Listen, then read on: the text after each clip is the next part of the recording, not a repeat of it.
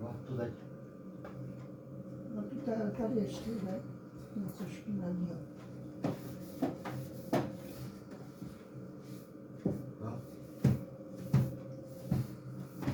Co to je? Jo, to je zevnitř. Proč to mě to vynice třeba? To je zbytečné. Zevnitř tu taro. Který? No, Já nahoru. jsem dostal. No.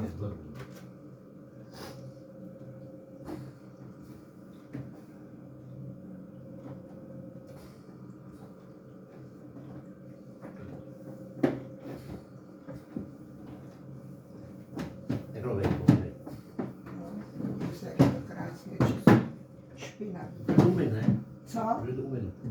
No.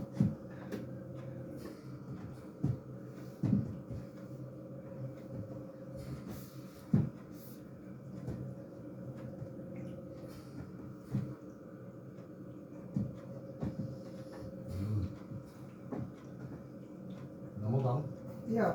Počkej, napřed si tam dej to sklo, jinak bys ho tam nedostal, to sklo. No, nebaví. Au. Je na balkoně. Jo.